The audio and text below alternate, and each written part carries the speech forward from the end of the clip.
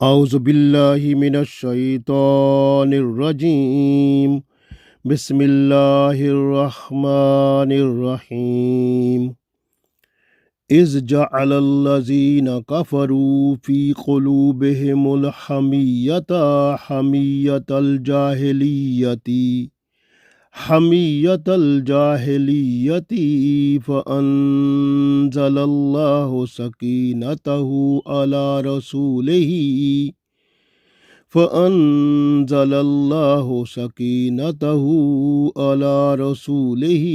وعلى المؤمنين وألزمهم كلمة التقوى وكانوا أحق بها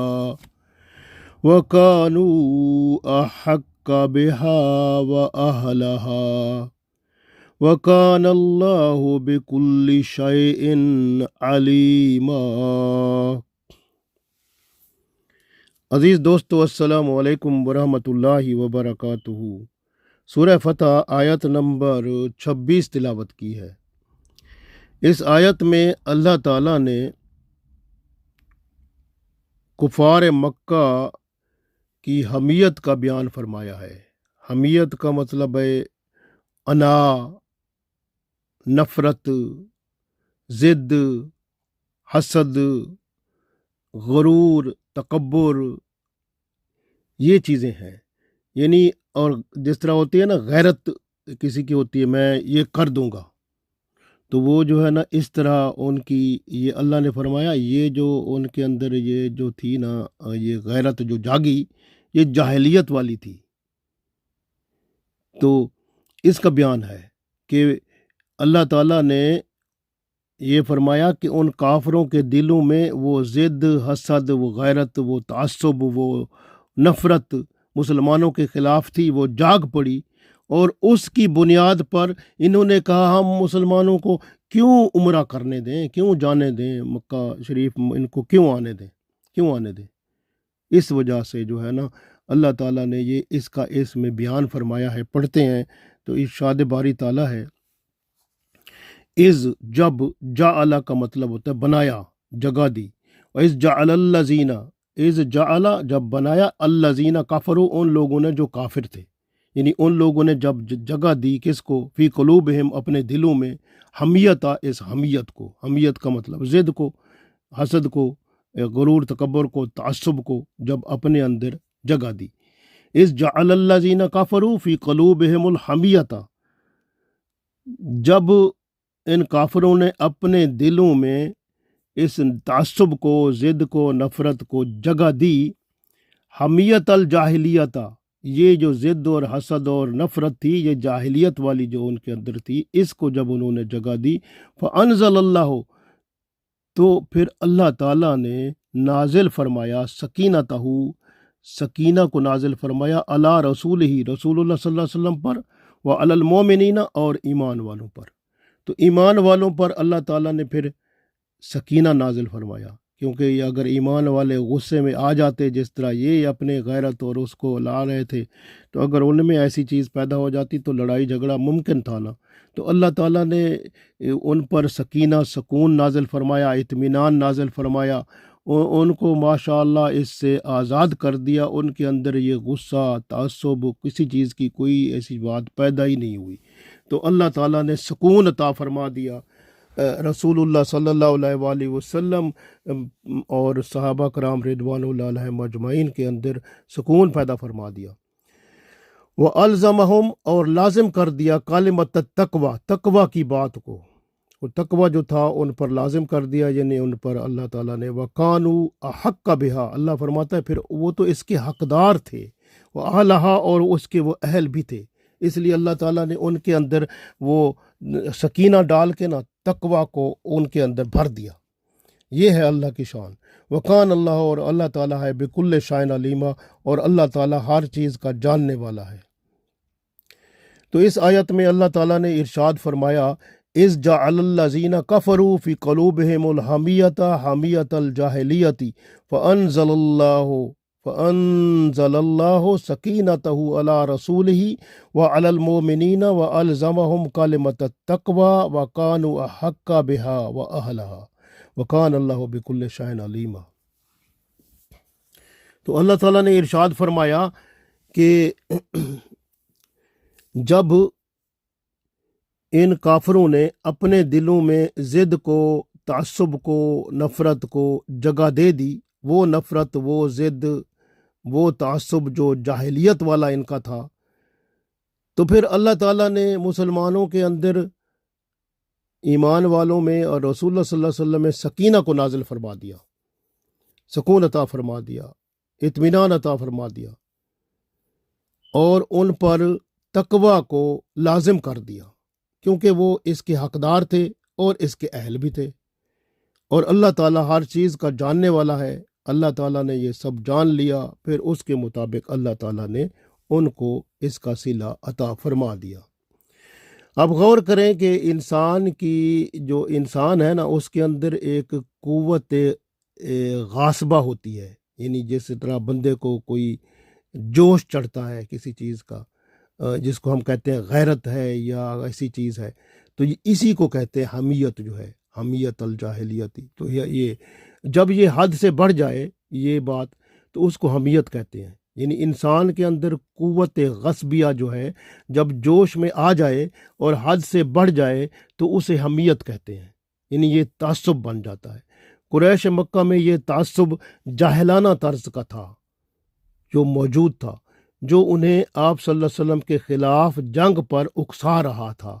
इसलिए वो बार बार ट्राई कर रहे थे मुख्तलिफ़ तरीके से कि किसी तरह रसूलुल्लाह सल्लल्लाहु अलैहि वसल्लम और सहाबा कराम उनसे जंग करने की वो पहल करें या जंग करने की कोशिश करें, क्योंकि इन्होंने बहुत सारे ऐसे वो हमले किए और हरबे किए जिस तरह से मुमकिन था इन्होंने उनको, मुसलमानों को उकसाया कि किसी तरह से जंग करने की वो आदत बनाएं और जंग करने का ख्याल बनाएं। इस तरह का इन्होंने अपने तौर पे पूरी कोशिश की। गोया कुरैश मक्का मुसलमानों से शदीद नफ़रत करते थे, उनके बहुत बड़े दुश्मन थे। ये बुग़्ज़ व इनाद जो उन्होंने अपने दिल में सजा के रखा था, इस ज़िद, नफ़रत, बुग़्ज़ व इनाद और दुश्मनी के ये इनके मुख्तलिफ़ पहलू थे। तो उनमें से मैं आपको बताता हूँ। पहली बात कि ये जो मुसलमानों में सबसे बड़ा इनके अंदर जो पहलू ये पैदा हुआ वो ये था कि ये भी मुसलमान, ये वो लोग हैं जिन्होंने जंग बदर में हमारे अजीज़ और रिश्तेदारों को कत्ल कर डाला है, लिहाजा हम इनको मक्का में कैसे आने दें। तो ये इनके अंदर गैरत जागी और कहते हैं जी हम तो जो है ना वो कैसे इनको आने दें, जिन्होंने हमारे रिश्तेदारों को, हमारे अजीज़ों को जंग बदर में मार दिया था, कत्ल कर दिया था, तो इनको हम मक्का में क्यों आने दें। तो इस तरह की बात। दूसरी बात ये थी इनके अंदर कि भाई अगर हमने मुसलमानों को दाखिल होने दिया मक्का में तो सारे अरब में ये मशहूर हो जाएगा कि कुरैश मक्का तो मुसलमानों से दब गए, उनके ज़ेर असर हो गए। ये कैसे मुमकिन है कि हम ऐसी बातें सुने, लिहाजा हम इन मुसलमानों को मक्का में दाखिल होने ही नहीं देते। तो इस तरह से आप इसका गौर करें कि ये ऐसे थे। वो सुहेल बिन उमरो जो आया था, जिसने वो सुलह हुदैबिया लिखवाया था, रसूलुल्लाह सल्लल्लाहु अलैहि वसल्लम के साथ बैठा था, वो भी देखे ना वो कैसा आदमी था। वो भी इतना तासुब था कि उसने रसूलुल्लाह सल्लल्लाहु अलैहि वसल्लम जब हज़रत अली रज़ी अल्लाह ताला अन्हु लिख रहे थे बिस्मिल्लाहिर रहमानिर रहीम लिखा, तो उसने कहा ये हम तो अल्लाह को मानते ही नहीं है, तो इसको मिटाओ। इसी तरह जब मोहम्मद और रसूलुल्लाह लिखा तो उसने कहा हम अगर हम मोहम्मद सल्लल्लाहु अलैहि वसल्लम को रसूल मानते तो मामला ही ख़त्म था, तो अब हम मानते ही नहीं है। तो फिर हज़रत अली रज़ी अल्लाह ताला अन्हु ने तो नहीं मिटाया, लेकिन रसूलुल्लाह सल्लल्लाहु अलैहि वसल्लम ने ख़ुद मिटा कर फिर मोहम्मद बिन अब्दुल्ला जो है हज़रत अली रज़ी अल्लाह ताला अन्हु को कहा वो लिखें, तो वो इस तरह लिखवाया गया। तो ये उनका एक नफ़रत का इजहार था, बुग़्ज़ व इनाद था, जो ज़िद था, जो उनके अंदर एक तासुब था, वो जो है खुलकर सामने आ रहा था, उसका इजहार हो रहा था। इसी तरह आप देखें उनके तासुब का और इजहार देखें कि ये हमियत जो थे, हमियत अल जाहिलियत का, कि हज़रत उस्मान रज़ी अल्लाह ताला अन्हु रसूलुल्लाह सल्लल्लाहु अलैहि वसल्लम के सफ़ीर बनकर वो मक्का में गए थे। इन्होंने उनको 3 दिन तक रोक दिया, इन 3 दिन तक वापस नहीं आने दिया और रोक रखा और मशहूर कर दिया कि कत्ल कर दिए गए हैं। अस्तगफिरुल्लाह नऊज़ुबिल्लाह। तो ये हालत थी उनकी। تو یہ حمیت جو ہے اس طرح کی چیز ہوتی ہے. میں حمیت کا ایک آپ کو ایک حمیت جو ہے یہ اچھی بھی ہوتی ہے، جیسے یعنی کہ اب یہ یعنی یہ تو ان کی تو حمیت اللہ تعالیٰ نے فرمایا نا، حمیت فرمایا، پھر اللہ تعالیٰ نے فرمایا ان کی حمیت جو تھی نا وہ حمیت الجاہلیت تھی، وہ جاہلیت والا ان کا وہ ذہن تھا، تعصب تھا ان کے اندر وہ تھا. تو حمیت کی میں آپ کو مثال دیتا ہوں کہ حضرت حمزہ بن ابو عبد المطلب رضی اللہ تعالیٰ عنہ یہ بہت خوبصورت تھے ماشاء اللہ. یہ رسول اللہ صلی اللہ علیہ وسلم سے بھی بڑی محبت کرتے تھے. ایک دفعہ رسول اللہ صلی اللہ علیہ وسلم ابو جہل کے پاس سے گزرے تو ابو جہل نے رسول اللہ صلی اللہ علیہ وسلم کو تکلیف دی. تو ایک عورت دیکھ رہی تھی. حضرت حمزہ رضی اللہ تعالیٰ عنہ شکار پر گئے ہوئے تھے، تو وہاں سے واپس آئے تو اس عورت نے ان کو دیکھ لیا. تو حضرت حمزہ رضی اللہ تعالیٰ عنہ کو فرمایا، اس نے کہا عورت نے کہ میں نے دیکھا ہے کہ رسول اللہ صلی اللہ علیہ وسلم کو یہ جو ابو جہل ہے اس نے بڑی تکلیف دی ہے. تو پھر اس عورت نے وہ جو معاملہ تھا وہ بتایا سارا. تو اب کیا ہوا کہ حضرت حمزہ جو تھے مسلمان اس وقت نہیں ہوئے تھے، لیکن ان کے اندر جو ایک خاندانی جوش اور غیرت تھی وہ جاگ پڑی کہ میرے بھتیجے کو اس ابو جہل نے تکلیف دی. سیدھا جو ہے ابو جہل کے پاس گئے. اب یہ حمیت جو تھی ان کو لے گئی، تو اپنی کمان سے ابو جہل کے سر پر ٹھوکر ماری، ضرب لگائی اور اپنے بھتیجے کا بدلہ لیا. اسے کہا کہ جو محمد صلی اللہ علیہ وسلم کا دین ہے میرا بھی وہی دین ہے.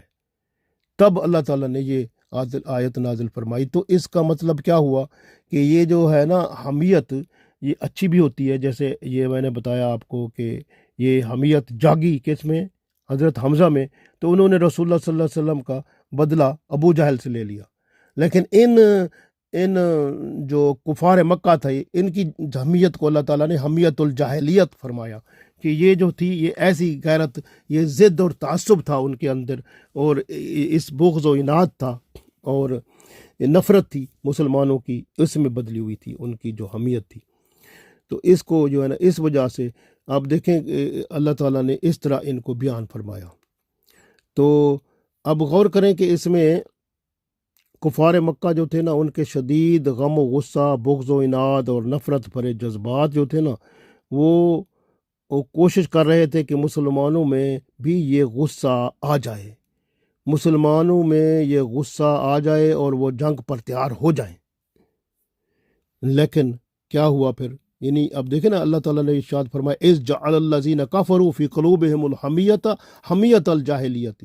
تو ان کے اندر کافروں کے دلوں میں جو حمیت، جو یہ غیرت جاگی اور وہ ہمارے رشتہ داروں کو انہوں نے قتل کر دیا، یہ ہم اگر ان کو آنے دیں تو ہمارے جو ہے وہ دنیا میں عرب کے علاقوں میں ہماری دھاک بیٹھ جائے گی، ہماری عزت شان کم ہو جائے گی، ہم وہ کہیں گے یہ تو دب گئے، یہ تو اس طرح ہو گیا. اس طرح سے ان کے اندر یہ حمیت، اس طرح کا خیال جو تھا اس کو اللہ نے فرمایا یہ حمیت الجاہلیت ہے. ان کے اندر جاہلیت والا ضد اور تعصب ہے اور نفرت ہے جو فخر و غرور تکبر کی وجہ سے، ان کی بڑائی اور اپنی پھوں پھاں کی وجہ سے ان کے اندر یہ پیدا ہوا ہے.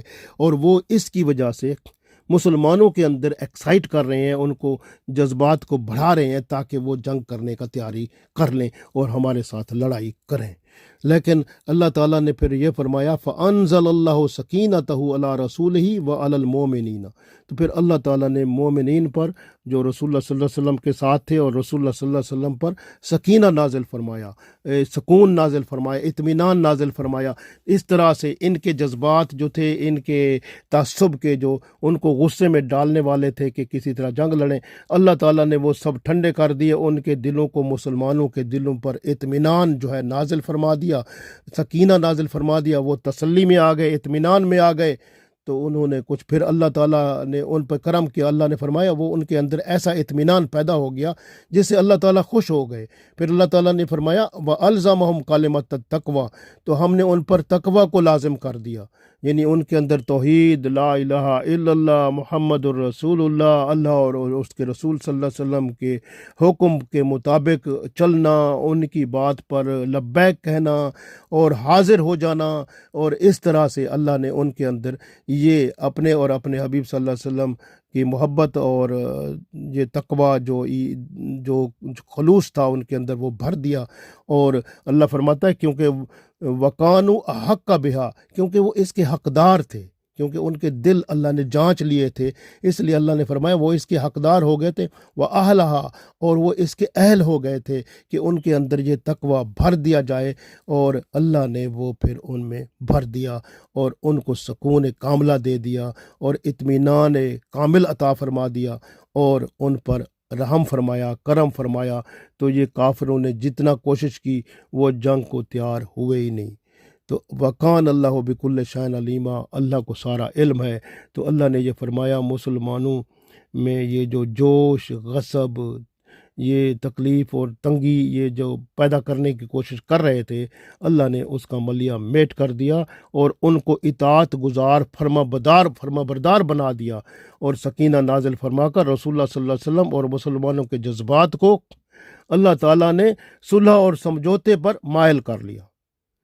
اس روایت کے مطابق آپ دیکھیں یہ کلمہ جو ہے، کلمۃ تقویٰ کا مطلب لا الہ الا اللہ محمد رسول اللہ ہے، جس پر یہ سارا اسلام قائم ہے، اور اسی کو اللہ نے ان میں بھر دیا اور وہ اللہ اور اس کے رسول صلی اللہ علیہ وسلم کے فرما بردار بن گئے، اور وہ جو ہیں وہ اللہ فرماتا ہے وہ حق کا بہا، اور اس کے وہ حقدار بھی تھے، وہ اہلہا، اور اس کے اہل بھی تھے۔ تو مقصد ہے یہ دیکھیں نا کتنی بڑی بات ہے۔ تو اللہ تعالیٰ نے ان کے اندر یہ بھر دیا، تقویٰ بھر دیا، اور یہ سکینہ سے اللہ نے ان کے اندر یہ جیسے ہوتا ہے نا ایک، اب سکینہ جو ہوتا ہے سمجھو کہ اندر سکون پیدا کر دیا، اس کے بعد جب سکون آ گیا، اطمینان آ گیا، پھر اللہ نے اس کے اندر تقویٰ کا نور بھر دیا، پھر وہ فرما بردار ہو گئے اللہ اور اس کے رسول صلی اللہ علیہ وسلم کے، اور وہ پھر اس صلح پر وہ ان کا دل مان گیا۔ تو یہ اللہ تعالیٰ کی رحمت تھی، اس لیے اللہ نے فرمایا وَقَانَ اللَّهُ بِكُلِّ شَيْءٍ عَلِيمًا، کیونکہ اللہ تعالیٰ جانتا ہے ان کے دلوں میں کیا تھا، اور یہ سب کے بارے میں، ہر چیز کے بارے میں اللہ جاننے والا ہے، اور قیامت کے دن اللہ تعالیٰ انصاف کے ساتھ فیصلہ فرما دے گا، کیونکہ تمام معاملات اللہ کے سامنے ہیں۔ کسی بھی معاملے کو انا کا مسئلہ نہیں بنانا چاہیے، بلکہ ہمیں یہ سبق ہے کہ ہم رضائے الہی پر راضی رہیں، قرآن و سنت پر عمل پیرا ہو جائیں، اور مشکل وقت میں تقویٰ کا دامن کبھی نہ چھوڑیں، اور اللہ اور اس کے رسول صلی اللہ علیہ وسلم کے فرما بردار رہیں۔ اللہ تعالی ہم سب کو توفیق دے، آمین۔